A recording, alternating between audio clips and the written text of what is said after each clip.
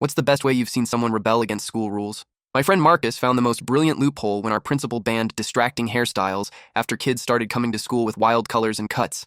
The rule stated that hair must be natural colors only and couldn't be disruptive to the learning environment. Principal Johnson was targeting the punk kids with green mohawks and bright pink hair.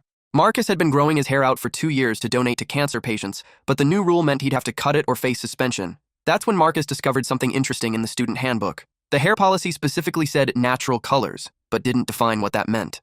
Marcus spent a weekend researching and came to school Monday with a thick folder of scientific evidence. Turns out, red hair occurs naturally in about 2% of the population. Blonde hair is natural. Brown hair is natural. Even white hair occurs naturally in people with albinism. But here's the kicker. Pure black hair doesn't actually exist in nature. What we call black hair is technically very dark brown with undertones.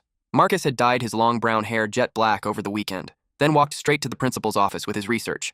"Mr. Johnson," Marcus said, "according to your policy, my hair is now the only unnatural color in this school. Every other student with black hair is actually following the rules, but mine is artificially pure black." Principal Johnson was confused and tried to argue that black hair was obviously natural. Marcus pulled out scientific studies showing that true black hair pigmentation doesn't occur in humans. He had charts, DNA research, and even brought in a microscope to show the difference. He'd even prepared slides comparing natural dark brown hair to his artificially black hair under magnification. The difference was clear. His hair reflected light differently because the dye created true black pigmentation.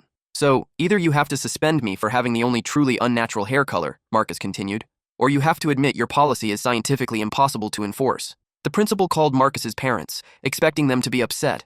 Instead, his mom, who happened to be a chemistry professor, confirmed everything Marcus had said. She explained that melanin production in humans creates various shades of brown, but never pure black like Marcus's artificially dyed hair.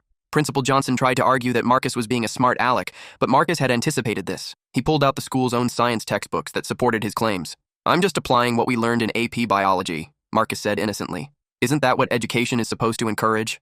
Principal Johnson was stuck. He couldn't punish Marcus without admitting the policy was flawed, but he couldn't back down without looking foolish. Word spread quickly through school. Students started bringing their own research to challenge other arbitrary rules.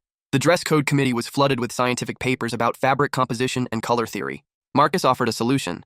"How about we change the rule to professionally appropriate instead of scientifically impossible?" The next week, the school board revised the hair policy to focus on hygiene and safety rather than arbitrary color restrictions. Marcus kept his black hair for the rest of senior year as proof that sometimes the best rebellion is just being smarter than the people making the rules. The punk kids were allowed back with their colorful hair, and Marcus became a legend for beating the system with science. He even got accepted to MIT with an essay about using scientific method to challenge authority. His rebellion literally got him into college. Sometimes the most effective rebellion isn't breaking the rules, it's proving the rules don't make sense in the first place.